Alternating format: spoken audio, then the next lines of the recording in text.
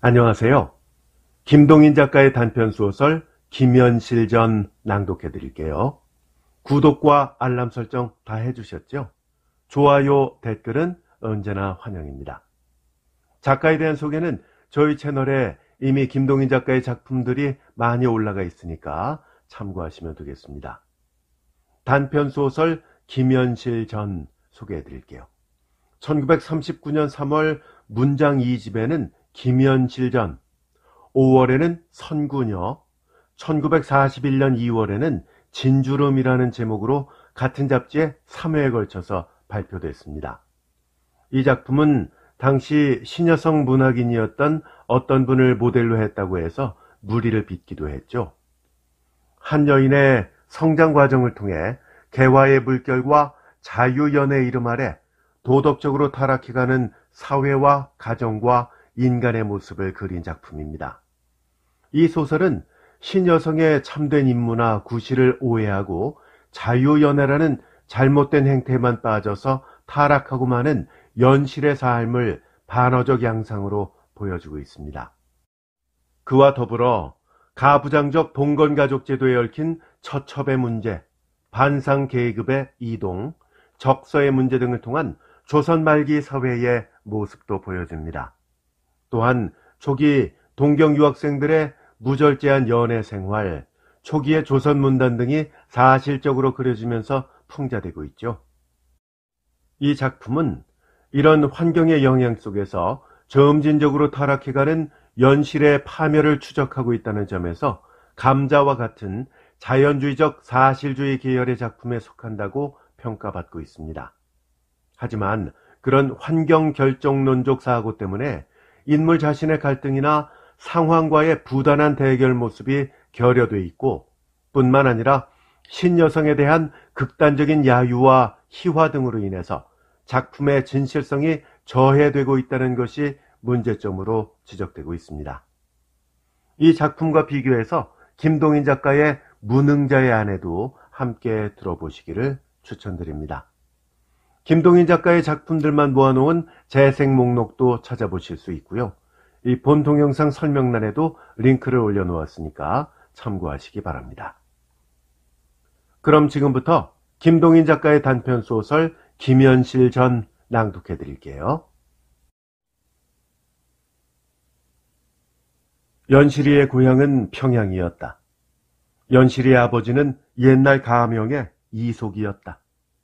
양반 없는 평양서는 영리들이 가장 행세하였다. 연실이의 집안도 평양서는 한때 내로라고 뽐내던 집안이었다. 연실이는 부계로 보아서 이 집의 맏딸이었다.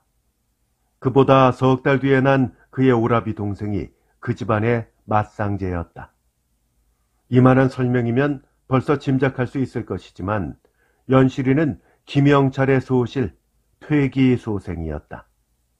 김영철의 딸이 웬셈인지 최이방을 닮았다는 말썽도 어려서는 적지 않게 들었지만 연실이의 생모와 김영철 사이의 정이 유난히 두터웠던 까닭인지 소문은 소문대로 젖혀놓고 연실이는 김영철의 딸로 김영철에게 인정이 되었다.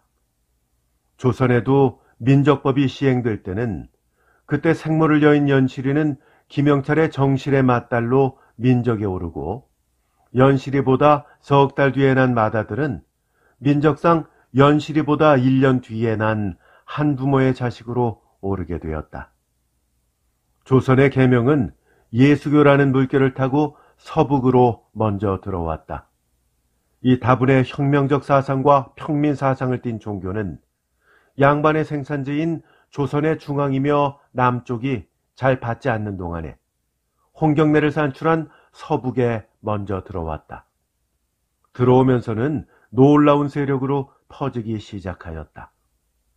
때 바야흐로 한토에서는 애신강나씨가 이룩한 청나라의 300년 기업도 흔들림을 보고 원세계라, 여원홍이라, 손일선이라 하는 이름들이 조선 사람의 입으로도 수군거리는 시절에 예수교라는 새로운 도덕학과 그 예수교에 뒤따라 조선에 들어온 계명사상이 조선에서 제일 먼저 부인한 것은 양반 상놈의 계급, 적서의 구별, 도덕만을 숭상하는 구학문 등이었다. 이런 사상의 당연한 결과로서 조선 온갖 곳에 신학문의 사립학교가 설립되었다. 평양에도 청산학교라는 소학교가 설립되었다. 학도야 학도야 저기 청산 바라보게 고목은 썩어지고 영목은 소생하네. 이 학교에 교가 삼아 지은 이 창가는 삽시간에 권학가로 온 조선에 퍼졌다. 청산학교 창립의 뒤를 이어 벌써 평양에 몇 군데 생긴 예배당에 부속 소학교가 설립되었다. 그 곧 뒤를 이어서 진명여학교라 하는 여자 교육의 소학교까지 설립이 되었다. 진명학교는 설립되면서 어느덧 평양 시민에게 기생학교라는 부름을 들었다. 장래의 기생을 만들어낸다는 뜻이 아니었다.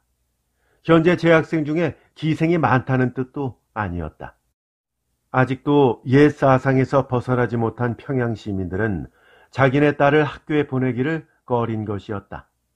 더욱이 그때의 학령이라는 것은 10살 이상 15 내지 18이었음에 그런 관연한 딸을 백주의 길에 내놓으며 더욱이 새파란 남자 선생한테 글을 배운다든가 하는 일은 가문을 더럽히는 일이며 잘못하다가는 딸에게 학문을 가르치려다가 다른 일을 가르치게 될 것을 염려해서 진명여학교의 설립을 무시해버렸다. 그 대신 내외를 그다지 엄히 지킬 필요를 느끼지 않는 기생의 딸 혹은 소실의 딸들이 이 학교에 모여들었다. 이렇게 되기 때문에 더욱이 여염집의 딸들은 이 학교를 천시하고 드디어 그 칭호까지도 진명여학교라 부르지 않고 기생학교라 부르게까지 된 것이다. 연실이는 진명학교가 창립된 지 석 달 만에 이 학교에 입학하였다. 연실이가 이 학교에 입학한 것은 단지 소실의 딸이라는 자유로운 신분 때문만이 아니었다.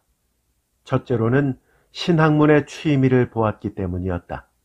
물론 기역 니은은 언제 배웠는지 모르는 틈에 배웠지만 그 밖에 무엇보다도 연실이에게 호기심을 일으키게 한 것은 산술이었다. 그 전에 소학교에 입학한 오라비 동생의 학과 복습을 보살펴주다가 저절로 아라비아 숫자를 알게 되고 알게 되면서 어느덧 오라비보다 앞서게 돼서 오라비는 학교에서 가감을 배우는 동안 연실이는 승과 제도 넘어서서 분수까지 올라가게 되었다. 이것이 그로 하여금 신학문의 취미를 갖게 한 첫째 원인이었다. 둘째로 그가 학교에 가고 싶게 된 동기는 그의 가정사정이었다. 연실이의 아버지가 과거에 영문 이속이라 하나 다른 이속들보다 지체가 훨씬 떨어졌다. 다른 이속들은 대대로 이속 집안이든가 혹은 서북 선비의 집안 후손으로 여러 대째 내려오는 근본 있는 집안이었지만 연실이의 아버지는 그렇지 못하였다. 연실이의 할아버지는 군정이었다. 군정 노릇을 하며 상관의 비위를 맞춰서 돈량이나 장만했다. 그 장만한 돈으로 아들을 위하여 영리의 자리를 사주었다. 얼마 전만 해도 군정의 자식이 아무리 돈이란들 영리 자리를 살 수 있으랴만 그때 마침 유명한 M감사가 평안감사로 내려온 때라 M감사에게 돈만 바치면 무엇이라도 할 수 있는 시대였더니만치 감히 바라도 보지 못할 자리를 점령한 것이었다. 목적은 치부에 있었다. 몇 해 잘 어름거려서 호방자리만 하나 얻으면 몇십 냥 모으기는 여반장인 시대라 호방을 목표로 영리의 자리를 샀었다. 그런데 불행히도 김영철이 호방에 오르기 전에 청일전쟁이 나고 청일전쟁의 뒤에는 관제 변혁으로 김영철 평생의 꿈이 헛되로 돌아갔다. 이렇게 되매 김영철의 입장은 딱하게 되었다. 평양서는 그래도 지벌을 자랑하는 가문에서 김영철을 군정의 자식이라 하여 천시하였다. 그러나 김영철로 보자면 자기의 아버지는 여하튼 간에 자기는 관속이었더니만치 아버지 시대 동료들과는 사귀기를 피하였다. 개밥의 도토리처럼 비어져 나왔다. 만약 이런 때에 김영철로서 조금만 눈을 넓게 뜨고 보았다면 자기의 장래를 상노든가 혹은 다른 방면에서 발견하였을 것이다. 그러나 그의 선조 대대로 군정 노릇을 하였고 그 자신은 관리로까지 출세를 했다가 관리로서 충분히 자리도 잡아보기 전에 다시 앞길을 잃어버린 사람이라 관료적 심정과 및 권력에 대한 동경심이 마음에 불타올라서 다른 방면을 돌볼 여유가 없었다. 여기서 김영철은 새로운 정세 아래서의 관리 자리를 얻어보려고 동분서주하였다. 이런 계급과 이런 사상을 가진 사람의 흔히 있는 일로 김영철은 첩살림을 하였다. 더욱이 몇 해 전만 해도 기생들은 김영철을 영문이속이라 차마 괄치는 못하였지만 지쳐있는 기생들은 김영철을 군정의 자식이라 하여 속으로 멸시를 하였는데 이 즈음은 그런 관념이 타파된 위에 기생으로 볼지라도 예전과 달라서 행랑집 딸, 술집 계집애들이 수심과 깨나 하게 되면 함부로 기생이 되어 기생의 지위가 떨어지기 때문에 누구를 괄시하든가 할 수는 없이 되어서 김영철 같은 사람은 이런 사회에서 어이, 내가 엠판서대감이 평안감사로 내려오셨을 적에 말이야 하면서 호기를 뽑을 수 있는 고귀한 손님쯤으로 되어서 화류계의 중심 인물쯤 되었다. 이런 가장에게 매달린 그의 가정은 냉락한 가정이었다. 이 가정 안에서 연실이를 사랑할 수 있고 또한 사랑할 의무를 가진 사람은 오직 그의 아버지뿐이거늘 아버지라는 사람이 집에 들어오는 일조차 쉽지 않으니 연실이는 사랑을 받지 못하고 자랄 수밖에 없었다. 연실이의 정모, 민족상으로는 생모, 이 정모는 군정의 며느리로 온 사람이니만치 교양 없이 길러난 사람이었다. 그런 사람이 시집을 왔으면 남편에게라도 교양을 받았어야 할 것인데 남편 역시 그렇고 그런 사람이라 아내를 가르친다든가 할 만한 사람이 못 되었다. 군정의 며느리로 시집 온 것이 운수가 좋아서 영찰의 아내가 되었다고 교양, 즉 교만만 잔뜩 가지게 된 사람이었다. 이런 사람의 특색으로 자기의 과거는 생각지 않고 남을 수모하기는 여지없는 종류의 사람이었다. 사사에 연실이를 꾸짖었다. 잘못한 일은 둘째 두고 잘한 일이라도 꾸짖었다. 꾸짖는 때는 반드시 지 애미년을 닮아서 산 것의 새끼는 할 수 없어 하는 말 기우기를 잊지 않았다. 자기의 소생 자식들을 책망할 때도 싼 것의 새끼하고 늘 놀아서 그 꼴이란 말이냐? 하고 연실이를 끌어대었다. 이런 어머니의 교육 아래서 자라는 연실이의 이복동생, 사내 둘과 계집애 하나, 이런 이복동생들이라 이 동생들이 제 누나 혹은 언니에게 대해서 처하는 태도도 자기네는 양반이요 연실이는 상것이라는 관념 아래서 출발한 것이었다. 이런 가정 안에서 이런 환경 아래서 자라는 연실이는 어린 마음에도 온갖 사물에 대한 반항심만 성장되었다. 아무 애정도 가질 수 없는 아버지는 단지 무시무시한 존재일 뿐이었다. 게다가 정모에게 흔히 듣는 바 그 낯살에 계집이라면 정신을 못 차리는 더러운 녀석일 뿐이었다. 정모며 정모 소생의 이복동생들에게 대해서 애정이나 존경심을 못 갖는 것은 거듭 말할 필요도 없었다. 그뿐 아니라 자기가 갓났을 때 저 세상으로 간 자기의 생모에게조차 호의를 가질 수가 없었다. 이런 환경의 소녀로서 가슴에 원한이 사무칠 때마다 생각나는 것은 자기의 생모이겠거늘 표독하게도 비꼬인 연실이의 마음은 왜 그것이 환양지를 해서 나까지 이 수모를 받게 하는가 하는 원망이 앞서서 도저히 호의를 가질 수가 없었다. 부계로 보아 양반의 자식이라는 자긍심을 갖고 싶은데 그것을 방해하는 모계를 저주하고 싶었다. 이렇게 가정적으로 정가하는 데도 없고 사랑 붙일 데도 없는 연실이는 어떤 날 자기 이모 노기의 집에 놀러 갔다가 진명학교라는 계집의 학교가 있다는 소식을 듣고 10살 난 소녀로서 부모의 승낙도 없이 입학수속을 해버린 것이다. 물론 부모에게 알리면 한번 단단한 경을 칠 줄은 뻔히 알았지만 경에 단련된 연실이는 그것이 그다지 무섭지도 않았거니와 두고두고 그 집에 박혀 있느니보다는 한번 경을 치고라도 학교에 다닐 수만 있었으면 다행이었다. 그랬는데 요행이도 지혜미를 닮아서 간도 큰 계집애로군. 사내로 태어났으면 역적도 뭐하겠네. 하는 독 있는 욕을 먹은 뒤에 비교적 순순히 승낙이 되었다. 아마 어머니로서도 집안에서 맨날 보기 싫은 상년을 보느니보다는 난만이라도 학교로 정배를 보내는 것이 속이 시원하였던 모양이었다. 그러나 진명여학교도 창립한 다음 해에는 도로 문을 닫지 않을 수가 없게 되었다. 그 학교의 창립자는 당시 이름 높던 청년지사였다.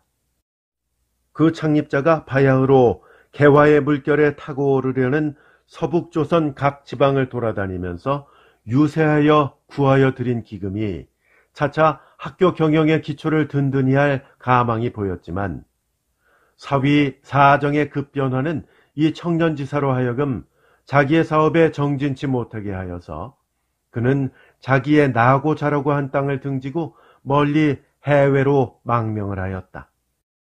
그가 외국으로 달아날 때에 고국에 남기고 간 간다 간다 나는 간다 너를 두고 나는 간다 이 노래가 온 조선 방방곡곡에 퍼지게 된 때쯤은 진명여학교는 창립자의 후계자인 어떤 여사가 애써 유지해 보려고 노력하였음에도 불구하고 드디어 문을 닫지 않을 수가 없게 되었다.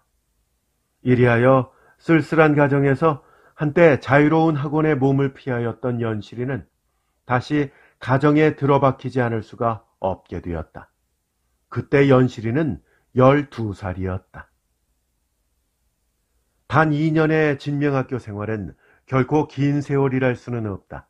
그러나 이 2년이라는 날짜가 연실에게 일으킨 변화는 적지 않았다. 학교에서 배운 지식이라는 것은 보잘것이 없었다. 회도몽학을 제2권까지 떼서 쉬운 한문 글자를 배우고 산술은 일찍이 집에서 자습한 분수에까지 다시 이루고 지금은 뜻도 모르고 당기위구 삼천리의 도엽지로세 하며 부르던 노래가 사실은 단기위고 3000년의 도읍지로세 하는 것으로 단군 기자 위만 고구려의 3000년간의 도읍지라는 평양가의 일절이라는 것을 알고 지금까지의 우리 조선에서는 여자라는 것은 노예로 알았거니와 결코 그렇지 않습니다. 개명한 세상에서는 여자도 사회에 나서서 일해야 됩니다. 그러기 위해서는 교육을 받아야 합니다. 하며 사자우하던 진명학교 창립선생의 말로써 노예, 뜻은 모르지만 노예이던 여자가 교육받게 된 것이라는 것을 알고 등등. 학교에서 직접 얻은 지식보다도 그의 학교 생활 때문에 생겨난 성격의 변화와 인식의 변화가 더욱 컸다. 규칙 없이 순서 없이 너무도 급급히 수입한 자유사상 아래서 교육받으며 진명학교 학우들 틈에서 자라는 2년간에 연실이의 마음에 가장 커다랗게 돋아난 싹은 반항심이었다. 학우들이 대개가 기생의 자식이라 가정적 훈련과 교육을 받지 못하고 자유로이 자라난 이 처녀들은 부모를 고마워할 줄 모르고 부모를 공경할 줄을 몰랐다. 이 처녀들의 어머니가 자기네 집안에서 하는 행동이며 말이며 버릇은 결코 자식에게 존경을 받을 만한 바가 못 되었다. 이런 가정 아래서 부모를 공경할 의무를 모르고 자란 이 처녀들은 따라서 부모라기보다 아비는 없고 어미만이 대기였다. 이 부모를 무서워할 줄을 몰랐다. 어려서부터 부모 사랑은 몰랐지만 부모 무서운 줄은 알면서 자란 연실이에게는 그것은 처음엔 의외였다. 그러나 2년간을 그 처녀들과 함께 지내며 가정이 재미없으니만치 하악한 뒤에도 동무들의 집에 놀러가서 온 낮을 보내고 하는 동안 어느 틈에 언제 배웠는지는 모르지만 연실이도 부모에게 대한 공포심을 잃고 그 대신 경멸심을 배웠다. 관념과 인식상의 이런 변화가 드디어 행동으로 나타나는 날이 당도했다. 한 2년간 학교에 다닐 동안 연실이는 어머니와 얼굴을 대할 기회가 몇 번 되지 못하였다. 그전 같으면 얼굴을 보이기만 하면 무슨 트집을 잡아서든 반드시 꾸중을 하고 했는데 한 2년간을 학교에 다니면서 밤 이후에는 거진 집에 있을 기회가 없었던 연실이는 따라서 어머니에게 꾸중 들을 기회도 없었다. 2년 동안을 꾸중 안 듣고 지내서 12살이라는 나이가 되니 어머니도 이제는 꾸중만 하기가 좀 안 되었던지 전보다 꾸중의 도수가 적어졌다. 단지 서로 차디찬 눈으로 대하는 것뿐이었다. 그런데 어떤 날, 그것은 연실이가 학교를 그만둔 지 만 1년쯤 뒤였다. 연실이는 학교 때 동무이던 어떤 계집애의 집에 놀러 갔다가 그곳서 불쾌한 일을 보았다. 불쾌한 일이라야 계집애들 특유의 일종의 시기일 따름이었다. 그때 마침 그 동무 계집애는 자기의 동무와 무슨 이야기를 하다가 연실이가 오는 것을 보고 입을 비죽거리며 이야기를 멈춰버렸다. 이 기수, 즉 이 낌새를 챈 연실이는 불쾌한 낯색으로 한참을 앉아있다가 드디어 지 동무에게 따져 보았다. 따지다가 종래 충돌되었다. 이 엠나이 저 엠이나이 하면서 맞잡고 싸우기까지 하였다. 그리고 잔뜩 독이 올라서 제 집으로 돌아왔다. 그날이 마침 연실이 집의 청결날이었다. 머리에 수건을 동이고 청결을 보살피고 있던 어머니가 연실이 돌아오는 것을 보고 핀잔 주었다. 넌 옛날 같으면 시집가게 됐느니 밤낮 어딜 떠돌아다니니? 이런 날은 좀 집에 붙어서 일이나 하디 대체 어디 갔댔니? 여느 때 같으면 이런 꾸중이 있을지라도 연실이는 못 들은 채 하고 방으로 들어가 버릴 것이다. 그러나 이날은 독이 오를 대로 올라서 집에 들어선 참이라 어머니에게 대꾸를 하였다. 그러기에 일찍 왔디요. 독 있는 눈초리와 독 있는 말투였다. 어머니가 벌컥 성을 내었다. 요놈의 엠나이 말대답질? 물어보는 거 대답 안 할까? 한번 코웃음치고 연실이는 방 안으로 들어가려 하였다. 그러나 그 순간 연실이의 꼬리는 어머니에게 붙잡혔다. 동시에 주먹이 한번 그의 머리 위에 내렸다. 눈에서 푸른 불길이 이는 것 같은 느낌을 느끼면서 연실이는 획 돌아서서 어머니를 쳐다보았다. 눈물 한 방울 안 고였다. 단지 서리가 돋칠 듯 매서운 눈이었다. 요년, 그래 터다보면 어떡할 테가? 죽이소, 죽여요. 여러 번에 맞아 죽느니 오늘로 죽이라우요. 못 죽이랴? 또 내리는 주먹 아래서 연실이는 어머니의 치마를 잡고 늘어졌다. 주먹, 발길, 수없이 그의 몸에 내리는 것을 감각하였지만 악이 바친 그는 죽여라 죽여라 소리만 연하여 하며 치맛자락에서 떨어지지 않기만 위조하였다. 한참을 두들겨 맞았다. 매섭게 독이 오른 이 계집애는 사실 생사를 가릴 수 없도록 광난 상태에 빠진 것을 알고 어머니가 먼저 무서움증이 생긴 모양이었다. 놓아라. 치맛자락을 놓으라는 뜻이었다. 뿌리치기도 하였다. 그러나 연실이는 더 매섭게 매달렸다. 죽여라. 죽기 전엔 못 놓겠구나. 놓아라. 내가 도둑질을 했나 환양질을 했나 무슨 죄로 매맞아 죽노? 애누다리를 하면서 치마에 늘어져서 몸부림치기를 한참을 한 뒤에야 연실이는 치맛자락을 놓아주었다. 독하고 매서운 년도 있다. 딸애하게 어론이 난 어머니는 치마를 놓이면서 저리로 피해버렸다. 연실이도 일어났다. 대성통곡을 하면서 자기의 집을 나왔다. 그러나 길모퉁이를 돌아서서 통곡 소리가 집에 안 들리게쯤 되어서는 울음을 뚝 그쳐버렸다. 그런 뒤에는 저고리꼬름을 들어서 눈물을 닦고 얼굴에 얼룩진 것을 짐작으로 지우고 지금껏 울던 태를 깨끗이 씻어버린 채 총총걸음으로 그곳서 발을 떼었다. 향하는 곳은 연실의 아버지가 첩살림을 하고 있는 집이었다. 연실이는 그 집까지 도착해서 대문 밖에서도 찾지 않고 방문 밖에서도 찾지 않고 큰 방으로 덥석 들어갔다. 아버지의 목소리가 들리므로 집에 있는 줄은 문 밖에서부터 알았다. 말없이 윗목에 들어와 도사리고 앉은 딸을 김영철은 첩에 무릎을 베이고 누웠다가 머리만 좀 들며 바라보았다. 너 뭘 하려 왔니? 여전한 뚝하고 몽퉁한 소리였다. 아이고, 너 어떻게 오니? 그래도 첩은 다정한 티를 보이며 절반만치 몸을 일으키며 김영철에게는 퇴침을 밀어주었다. 드디어 폭발되었다. 연실이는 왕하니 울기 시작하였다. 아까는 악에 바친 울음이었거니와 이번은 진정한 서름이었다. 울기는 왜 울어? 쫓겨났어요. 울음 가운데서 연실이는 거짓말을 했다. 쫓겨나긴 미난 소리 말고 집에 가기나 해라. 그러나 연실이는 울음을 멈추지도 않고 더 서러운 소리를 높였다. 쫓겨난 것이 아니라 단지 어린 가슴이 너무도 아파서 육친인 아버지라도 보고 싶어서 온 것이었다. 다정한 말은 바라지도 않는다. 그러나 아버지의 눈자 위에 나타난 귀찮은 표정은 이런 방면에 몹시도 예민한 연실이에게는 더할 나위 없이 서러웠다.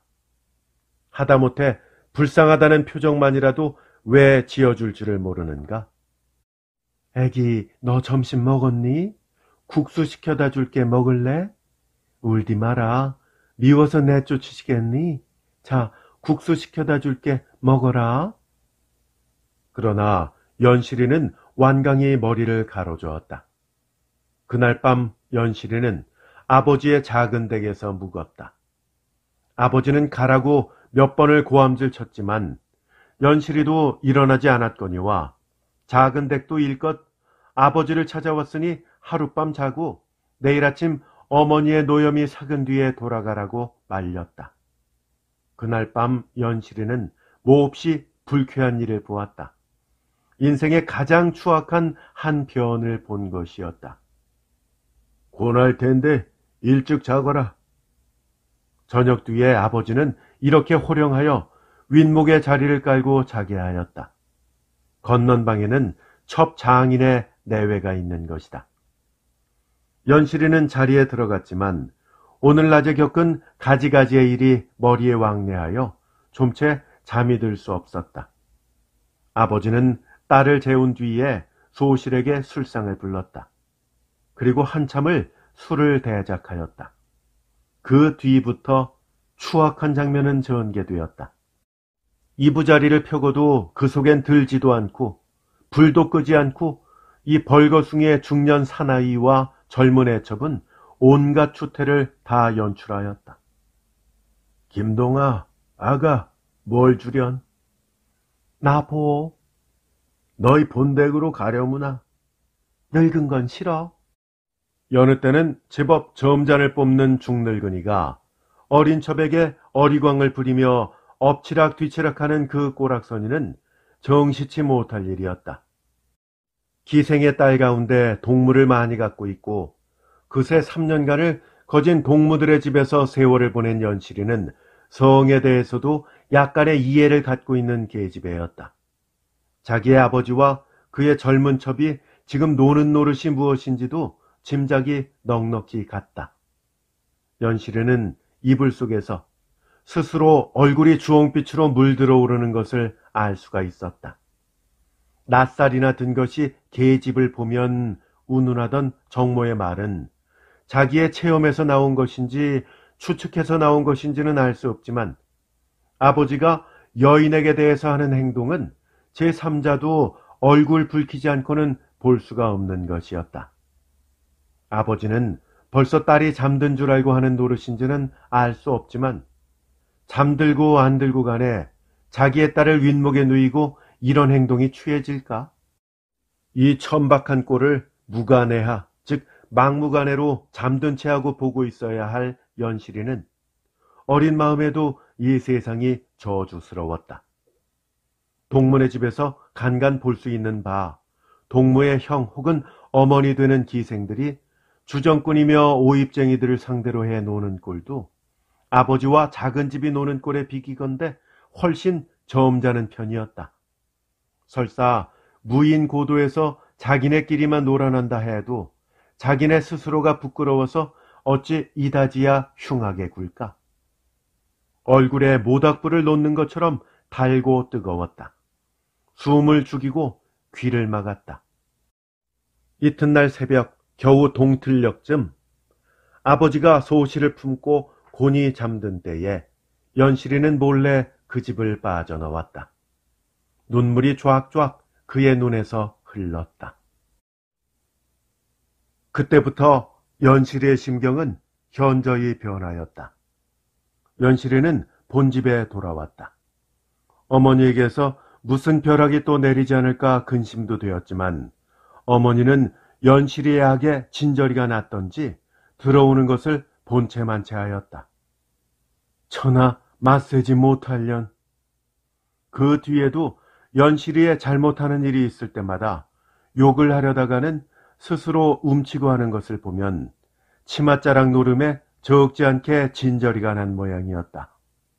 이전에는 끼니 때는 어머니와 동생들과 함께 큰 방에서 먹었지만 그 일 뒤부터는 막간 행랑 사람을 시켜서 상을 연실이의 방으로 들여보내고 하였다.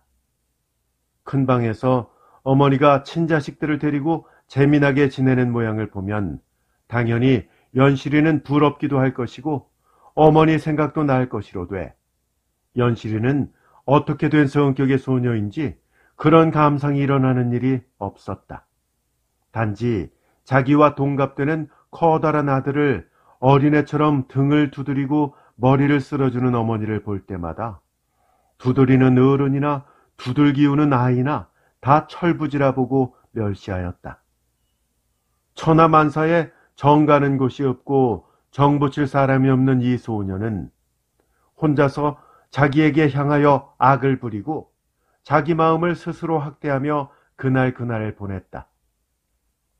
현실에 대해서 너무도 많은 문제를 가지고 있는 이 소녀는 이만 낯살의 소녀가 가질 만한 공상이라는 것도 모르고 지냈다. 장차 어찌할까 하는 근심이든가 장차 어떻게 해야 되겠다는 목적 등은 전혀 없는 세월을 보내고 있었다. 이 연실이가 자기의 생애의 국면을 타하게 해보려고 마음먹게 된 것은 진실로 단순한 기회에서였다. 그의 진명학교 때의 동창생 한 사람이 동경으로 유학을 갔다. 때는 바야흐로 한일합병의 직후로서 동경으로 유학의 길을 떠나는 청소년이 급격히 는 시절에 연실이와는 진명학교 때 동창이던 최명애라는 처녀, 연실이보다 3년 위였다. 이 최명애가 동경으로 공부하러 떠났다. 이 우연한 뉴스 한 개에 연실의 마음도 적지 않게 동하였다. 동경 유학, 이 아름다운 칭호에 욕심이 난 것은 아니었다. 여자로 태어났으면 시집 갈 때까지 부득이 친정에 있어야 한다는 막연한 생각으로 집에 그냥 박혀있던 연실이었다. 결코 집이 그립든가 다른 데 가는 것이 무서워서 가만히 쓴 것이 아니다. 있어야 하는 것으로 알고 있던 것이었다. 그런데 자기의 동창한 사람이 여자의 몸으로 유학을 떠난다 하는 뉴스에 연실이의 마음도 적지 않게 흔들렸다. 나도 동경 유학을 가리라. 돈? 앞서는 것은 돈이로돼 연실이에게는 돈은 전혀 문제가 아니었다. 자기 생모의 유물로서 금패와 금비녀와 금가락지가 합하여 넉냥쯤 있었다. 200화는 될 게다. 게다가 여차하는 날에는 정모의 금부치도 허수로에 두었으니 도리가 있을 것이다. 그러나 그보다도 더 간단하고 편한 길이 또 있었다. 그의 정모는 지아비 몰래 돈을 놀리는 것이 있다. 이것이 들고나고 해서 어떤 때는 4, 50환에서 수백 환, 때때로는 1, 2천 원의 돈까지 집에 있을 때가 있다. 드나드는 거간의 눈치만 잘 보면 그 기회도 놓치지 않을 것이고 그것을 손댈 수만 있다면 그 돈은 지아비 몰래 놀리는 돈이니만치 속으로 배는 알아도 내놓고 문제 삼지는 못할 것이다. 서서히 기다리며 이런 좋은 기회를 붙들자면 수년간의 학비를 한꺼번에 마련할 기회도 생기게 될 것이다. 문제는 어학이었다. 당시에 있어서 일본 말이라 하면 핫따라 맞따라니 하소대식가라 니쯤밖에도 알지 못하는 연실이었다. 이렁저렁 가나 50음은 저절로 배워서 김연실을 키무욘시루라고쯤은 쓸 줄 알았지만 일본음으로 자기 이름조차 알지 못하는 정도였다. 이런 생매기로 핫따라 맞따라 하는 사람들만이 사는 동경 바닥에 들어서서 더구나 핫따라 맞따라로 공부를 해야겠으니 적어도 여기서 쉬운 말쯤은 배워가지고 가야 할 것이었다. 물론 부모에게 알릴 일이 아니었다. 절대 비밀이 하지 않으면 안 될 것이었다. 그러기 위해서는 연실이의 현재 입장은 비교적 자유로웠다. 아버지가 그런 사람이요. 어머니는 치맛자락 사건 이래로는 일체로 연실이와 맞서기를 피해오는지라 연실이가 나가건 들어오건 간섭하는 사람이 없었다. 그럴 만한 선생과 그럴듯한 장소만 구하면 일부러 집안에 알리기 전에는 자연히 비밀하게 일이 될 것이었다. 화류계 동물을 많이 가지고 있는 연실이는 선생을 구하는데도 비교적 힘들이지 않고 성공하였다. 이리하여 그가 15살 나는 봄부터 어학 공부를 시작하였다. 선생이라는 사람은 연실이의 동무의 동무, 즉 기생의 오라버니로서 토지 세부 측량이 한창인 시절에 측량기사로 돌아먹던 사람이었다. 배우는 장소는 그 선생의 누이의 집 한 방이었다. 선생의 나이는 25. 아직 피지 못하여 얼굴은 깜티티하고 어깨와 엉덩이가 아직 발달되지 못하여 모진 때가 좀 과히 보이기는 하나 15살의 연실이는 벌써 처녀로서의 자질이 잡혀갔다. 그러나 아직 여인으로서는 아주 무지한 편이었다. 그의 생장한 환경이 환경인지라 남녀가 관계한다 하는 것은 어떤 일을 하는 것이며 어떤 것이라는 것을 모양으로는 알았지만 의의는 전혀 모르는 계집애였다. 사내와 계집은 그런 노릇을 하는 것이거니 이만치 알았지 어떤 특정한 사내와 특정한 여인이라야 그런 노릇을 하는 것이라는 점이며 그런 노릇에 대한 의의는 전혀 몰랐다. 말하자면 보통 다른 소녀들이 그 방면에 관해서 가지는 지식의 행로와 꼭 반대로 도달점의 형식을 미리 알고 그 도달점까지 이르려면 부끄러움, 사랑, 긴장, 환희 등등의 노순을 밟아야 한다는 것을 모르는 소녀였다. 그런지라 그만 낯살의 다른 소녀 같으면 단 혼자서 젊은 남선생과 대한다는 점에 주저도 할 것이고 흥미도 느낄 것이고 호기심도 가질 것이지만 연실이는 아무런 별다른 생각도 없이 단지 한계 제자가 선생을 대하는 마음으로 공부하러 다녔다. 아이우에오, 가기구개고, 다디두대도, 썩후의 동무들에게 나는 다디두대도라고 배웠어. 하나둘을 히도두, 후다두 하고 배웠어. 허허허. 하고 웃고 하던 어학 공부는 이리하여 시작이 되었다. 두마라나이 모노떼수 응아또우죠. 응아꼬우니 이기마수. 응아구오우라고 쓰고 응아꼬라고 읽는 법이요.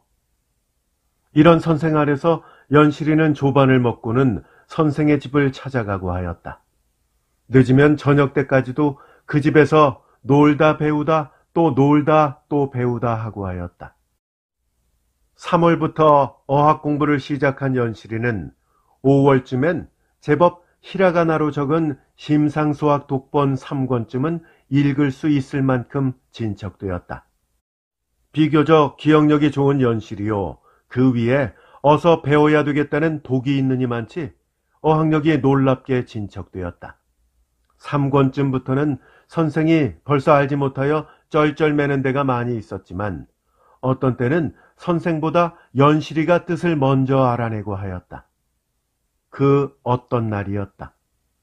본시의 빛깔도 깜티티하거니와 아직 피지 않기 때문에 깜티티한 위에 윤태까지 있고 봄을 타기 때문에 더욱 반질하게 검게 된 얼굴을 선생의 가슴 앞에 들이밀고 앞뒤로 저으면서 독본을 읽고 있던 연실이는 문득 선생의 숨소리가 괴상해지는 것을 들었다.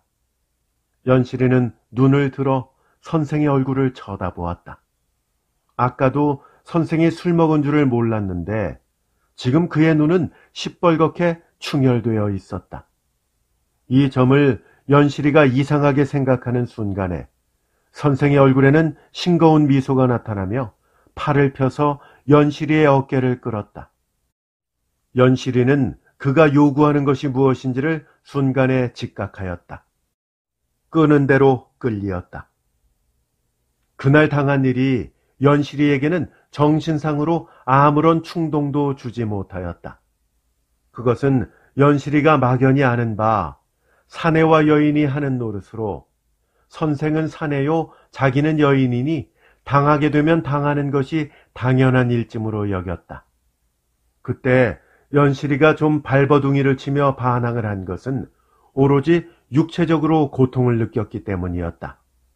이런 고통을 받으면서 그 노릇을 하는 것이 여인의 의무라 하는 점이 괴로웠다. 곧 다시 일어나서 아까 하던 공부를 계속하고 있는 양을 사내는 누워서 번번이 바라보고 있었다. 좀 있다가 동무의 동무, 즉 이 집 주인인 기생의 방에 건너가서 채경을 보고는 그는 비로소 약간 불쾌를 느꼈다. 아침에 물칠하여 곱게 따느렸던 머리에 뒷덜미가 헝클어졌기 때문이었다. 이 사건에 아무런 흥미나 혹은 부끄러움을 느끼지 않은 연실이는 이튿날에도 여전히 공부하러 사내를 찾아갔다. 그날 또 사내가 끌어당길 때에 문득 어제 머리에 헝클어졌던 것이 생각나서 가만 베개 내려다 베고요 하고 베개를 내려왔다. 그 뒤부터 사내는 생각이 나면 베개를 내려오라고 하고 하였다. 정 귀찮은 때가 아니면 연실이는 대개 베개를 내려왔다. 공부에 피곤하여 좀 쉬고 싶은 때는 스스로 베개를 내려오는 때도 있었다. 그러나 이것은 단지 사내와 여인이 때때로 하는 일이겠거니로만 생각하는 연실이는 염증도 나지 않는 대신 감흥도 얻을 수가 없었다. 처음에 느낀 바 육체적 고통이 덜하게 되었으므로 직전에 느끼는 공포의 긴장이 덜하게 된 뿐이었다. 연실이에게 말하라면 사람이 대소변을 보는 것은 저마다 하는 일이지만 남에게 보이기는 부끄러워하는 것과 마찬가지로 이 일은 좀 더 대소변보다도 비밀이 해야 하는 일이지만 저마다 하는 일쯤으로 여겼다. 남에게 보이고 더욱이 언젠가 지 아버지와 소실이 하던 꼴대로 추잡히 노는 것은 더러운 일이었지만 비밀이 하는 것은 대소변쯤으로밖에는 보이지 않았다. 연실이는 계속해서 그 선생에게 다녔다. 이제는 더 가르칠 만한 것이 그 선생에게는 없었지만 습관적으로 그냥 다닌 것이었다. 선생은 베개를 내려놓으라는 맛에 그냥 받았다. 그냥 어학을 배우는 한편으로 집에서는 돈 거간의 출입에 늘 주의를 가하고 있던 연실이는 그의 가을 어떤 날 적지 않은 돈이 어머니의 손에 들어온 것을 기수채었다. 옷이며 짐은 언제라도 떠날 수 있도록 준비해 두었던 연실이는 그날 밤 큰 방에 들어가서 얼음얼음 하다가 어머니가 화장실에 간 틈에 농문 안에 허술어이 둔 돈 뭉치를 꺼내서 방망이질하는 가슴을 부둥켜 안고 자기 방에 건너와서 저녁에 몰래 준비했던 작달한 가방을 보자기에 싸가지고 발소리를 감추어 집을 빠져나왔다. 1시간쯤 뒤에는 부산에 가는 직행열차에 연실이의 작달한 몸이 실려 있었다. 아무 애수도 느끼지 않았다. 가정에 대하여 아무 애착도 없던 그는 집을 떠나는 것도 서럽지 않았으며 어려서부터 남을 의뢰하는 습관이 없이 자란 그는 낯설고 말 서투른 새 땅에 가는데도 1호의 두려움도 느끼지 않았다. 선천적으로 그런 성격이었는지 혹은 그의 환경이 그를 그렇게 만들었는지는 모르지만 인간 만사에 감동과 흥분을 느낄 줄 모르는 연실이는 아무 별다른 감상도 없이 평양 정거장을 떠난 것이었다.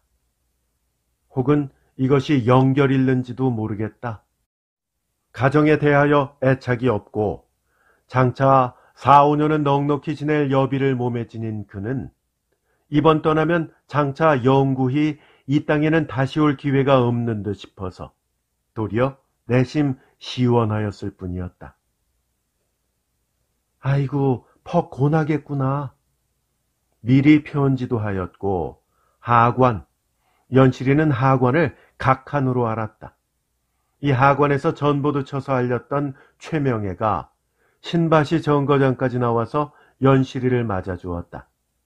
연실이는 단지 싱글에 웃었다. 사실 아무런 감상도 없었다. 올 때까지 왔다 하는 생각만이었다.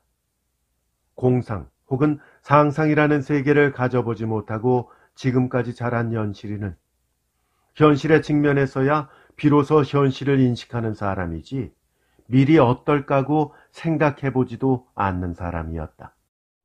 동경도 단지 가정에 있기가 싫어서 온 것이지 무슨 큰 희망이 있어서 온 바가 아니라 따라서 동경이 어떤 곳인가 하는 호기심도 없이 덜컥 온 것이었다.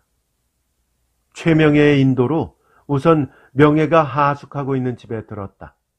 그리고 동경 도착한 지 수일간은 최명예의 앞잡이로 동경 구경도 하며 일변 화복도 지으며 장례 방침 토론도 하며 이렇게 보냈다. 그 결과로서 연실이는 금년 겨울은 어학을 더 준비해가지고 명년 새학기에 어느 여학교에 입학을 하기로 대략 결정하였다. 어학을 연습하기에는 마침 명예가 들어있는 하숙이 예전 사족집 과수 노파 단 혼자의 집이라 주인 노파를 상대로 연습하기로 하였다.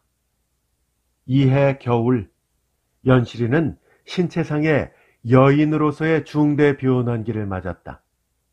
금년 봄부터 철 모르고 사내를 보기는 하였지만 아직 소녀를 면치 못하였던 연실이는 이 겨울에야 비로소 여인으로서만이 보는 한 달에 한 번씩의 변화를 보았다.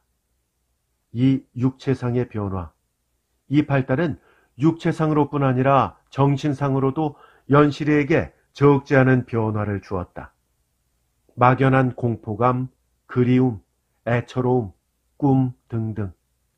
그가 아직 소녀 시기에 느껴보지 못한 이상야릇한 감정 때문에 복습하던 책도 내던지고 눈이 멍하니 1시간, 2시간씩을 보내는 일도 간간 잊게 되었다.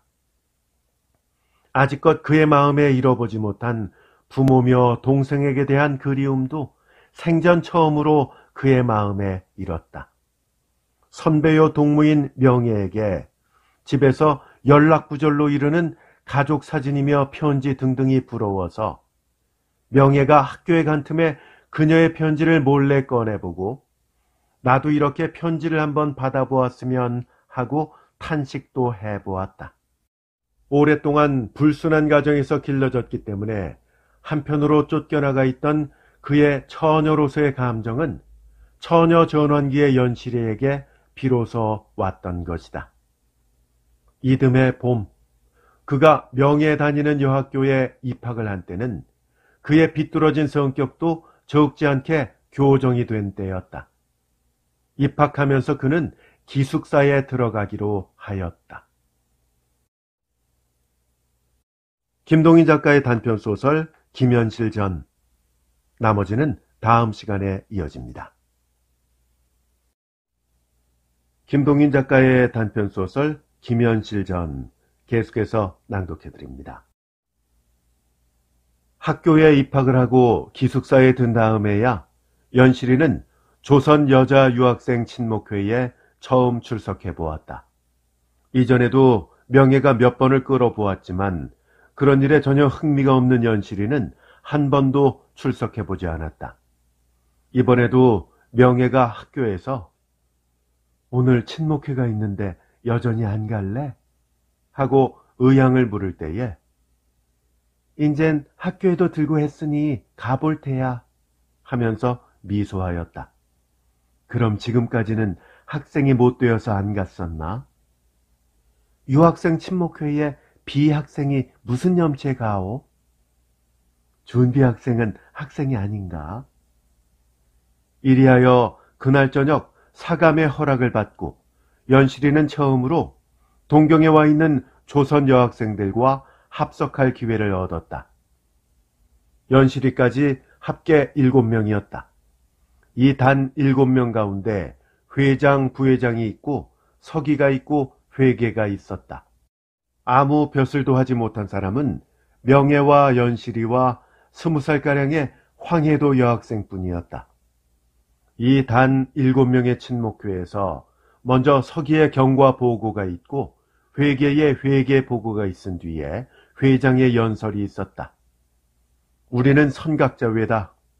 조선 2천만 백성 중에 절반을 차지하는 1천만의 여자가 모두 잠자고 현재의 노예 생활에 만족해 있을 때에 눈을 먼저 뜬 우리들은 그들을 깨쳐주고 그들을 노예 생활에서 건져주기 위해서 고향과 친척 친지를 등지고 여기까지 와서 고생하는 것이 왜다. 여성을 자기네 노예로 하고 있는 현대 포악한 남성의 손에서 1천만 여성을 구해낼 사람은 우리밖에 없습니다. 우리는 남성에게 굴복해서는 안 됩니다. 배웁시다. 그리고 힘을 기릅시다. 대략 이런 뜻의 말을 책상을 두드리며 부르짖었다. 정신적으로 전혀 불감증인 시대를 벗어나서 감정, 감동 등을 막연히나마 느끼기 시작하던 연실이는 이 말에 적지 않게 감동하였다. 자기가 동경으로 뛰쳐오고 지금 학교에까지 들어간 것은 본신은 무슨 중대한 목적이 있는 바가 아니라 집에 있기가 싫어서 뛰쳐나온 뿐이었다. 그러나 지금 이 회장의 연설을 듣고 보니 자기의 등에도 무슨 커다란 짐이 지워지는 것 같았다. 조선의 여자가 어떻게 구속되고 어떤 압박을 받고 있는지는 모르지만 이전에 진명학교 창립 선생도 그런 말을 하였고 지금 또 여기서도 그런 말을 하는 것을 보니 그것이 사실인 모양이었다. 그것이 사실일진데 그것을 구해낼 사람은 남자가 아니요 여자여야 할 것이고 여자 중에도 먼저 선진국에 와서 새 학문을 배운 사람이어야 할 것이다. 자기는 이미 여기 와서 배우는 단 7사람의 선각자의 한 사람이니 1천만 분의 7이라 하는, 다시 말하자면 150만 명의 한 명이라 하는 귀한 존재이다. 소녀다운 감정으로 회장의 연설을 들으며 속으로는 이런 생각을 할 때 연실이는 큰 바위에라도 깔린 듯이 가슴이 무거워오는 느낌을 금할 수가 없었다. 언니, 아까 그 회장 이름이 뭐유?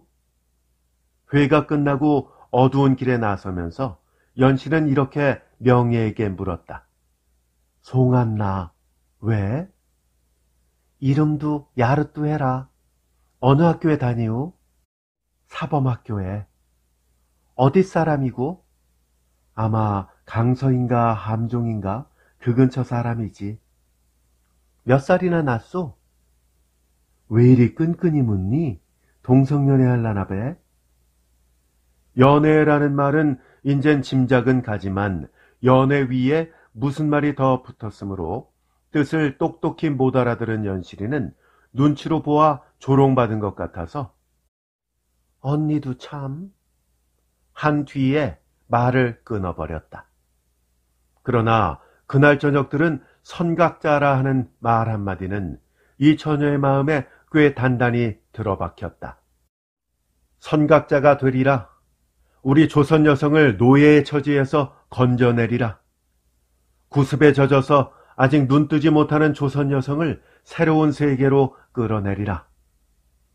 이런 새로운 감정으로 그는 감동 때문에 잠 못 드는 밤을 생전 처음으로 경험하였다. 어떤 날 연실이가 학교에서 기숙사로 들어와서 책들을 정리하고 있을 때에 그 방 방장으로 있는 4학년생 도가와라는 처녀가 연실이의 곁으로 와서 앉았다. 긴상?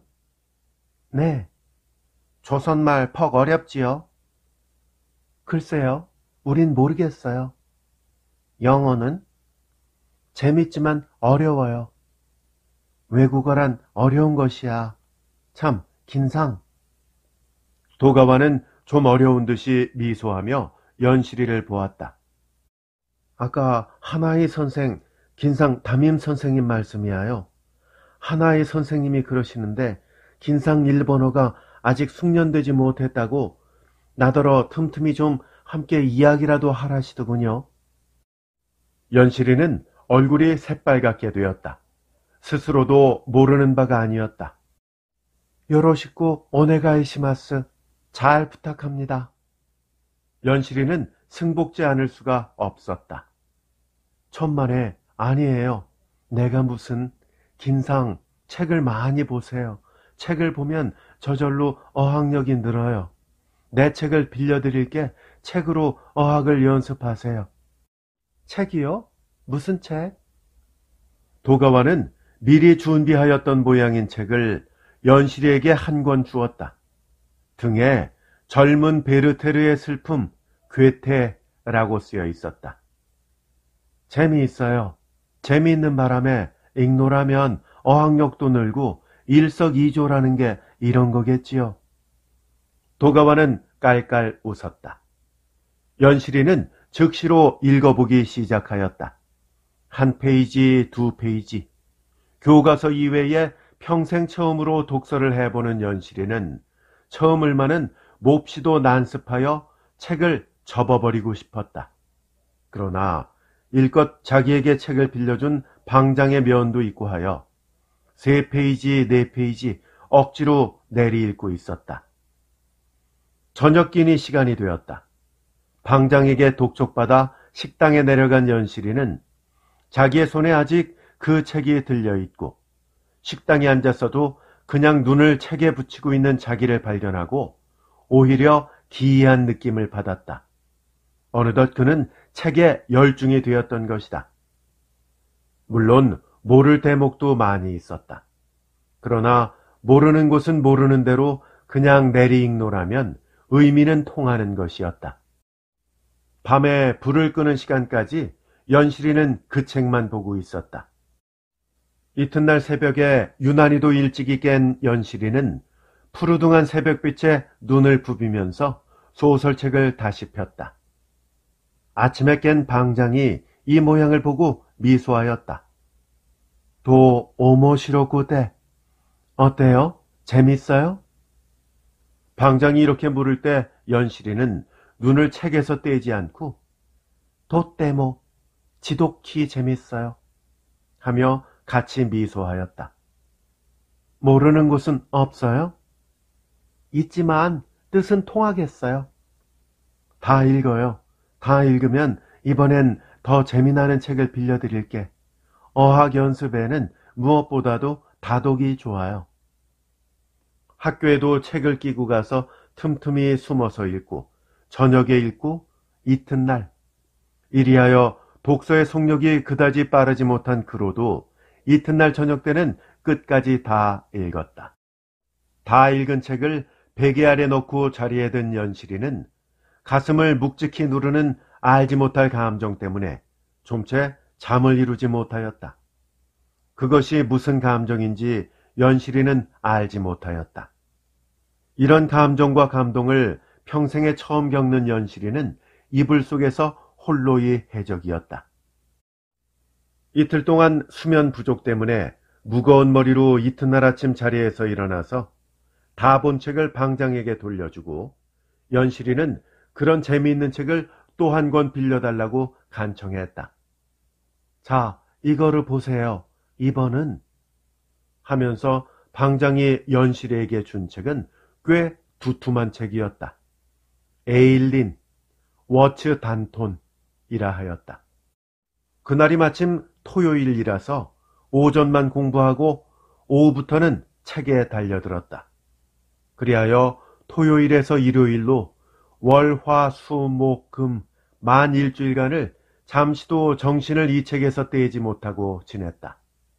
화요일, 그 소설의 주인공인 에일린이 사랑하는 처녀 위니프렛의 종적을 잃어버리고 스노돈의 산과 골짜기를 헤매다가 위니의 냄새만 걸핏 감각한 대목에서 학교 시간이 되어 그만 책을 접었던 연실이는 위니의 생각에 안절부절 공부도 어떻게 했는지 모르고 지냈다. 위니상 어때요? 책을 다 보고 방장 도가와에게 돌려주매 도가와는 또 미소하며 물었다. 그러나 연실이는 한참을 먹먹히 있다가야 대답을 하였다. 도가와상 꿈 같아요. 좋지요? 좋은지 어떤지 얼떨해요. 이 소설을 지은 워츠 단톤이라는 사람은 이 소설 단 한 편으로 영국 문단에 이름을 높였다오. 나도 이 소설을 읽은 뒤 한 달 반이나 꿈같이 얼떨하니 지냈어요. 그게 웬일일까? 그게 예술의 힘이어요. 예술의 힘이 사람의 혼을 올려놓은 때문이에요. 예술? 듣던 바 처음이었다. 네, 예술. 예술 가운데는 음악, 미술, 문학 등이 있는데 문학에는 또 시며 희곡이며 소설이 있어요. 다른 학문들은 모두 실제 실용상 쓸데있는 것이지만 예술이란 것은 사람의 혼과 직접 교섭이 있는 존귀한 학구문이어요. 문학소녀라는 칭호를 듣는 도가와는 여러 가지의 말로 예술, 문학의 자랑을 연실이에게 들려주었다. 그러나 연실이로서는 그의 말을 알아듣지 못하였다. 다만 몹시도 귀하고 중한 학문이 예술이라는 뜻만 막연히 깨달았다. 그리고 단지 책을 읽기 때문에 자기가 이만치 감동되고 취한 것을 보면 예사 보통의 학문이 아니라 생각되었다. 긴상, 조선에 문학구 있어요? 도가와는 마지막에 조선에 문학이 있느냐는 말을 물었다. 대체 예술이라는 말, 문학이라는 말이 금시초문인 위에 연실이의 조선에 대한 지식이라는 것은 조선말을 할 줄 알고 조선 옷을 입을 줄 아는 것쯤밖에 없는 형편이라 한순간 주저하였다. 그러나 일찍이 조선은 오랜 역사를 가지고 오랜 문화 생활을 하였다는 이야기를 들은 연실이는 있기는 있지만 쯤으로 막연히 응하여 두었다. 긴상, 조선의 장래 여류 문학구가가 되세요. 나는 일본 여류 문학가가 될게. 이 우리 학교는 하세가와 시구레라는 여류 문학구가를 낳아서 문학구와는 인연 깊은 학교예요. 여기서 또 나하고 긴상하고 다 일본과 조선의 여류 문학가가 됩시다. 문학소녀 도가와는 스스로 감격하여 눈에 광채를 내며 이런 말을 하였다. 연실이는 여류 문학가가 무엇인지, 문학이 무엇인지는 전혀 모르는 숫백이었다. 단 2권의 소설을 읽어보았을 뿐이었다.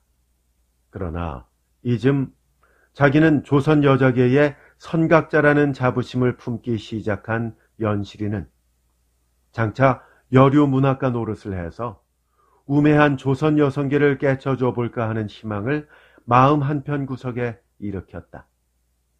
단지 선각자라 하여도 무슨 일을 하여 어떻게 조선 여성계를 각성시키는지 전혀 캄캄하던 연실이는 여기서 비로소 자기의 진로를 발견한 것이 아닌가 하는 생각이 들었다.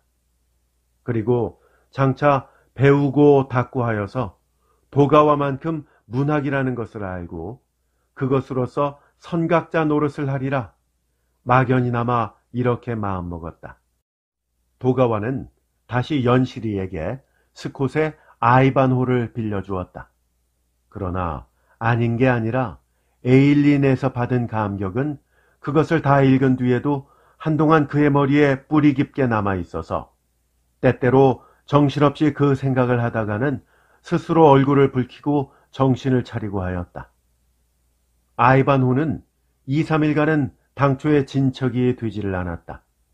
몇 줄 읽노라면 그의 생각은 어느덧 다시 에일린으로 뒷걸음질치고 또 뒷걸음치고 하는 것이었다.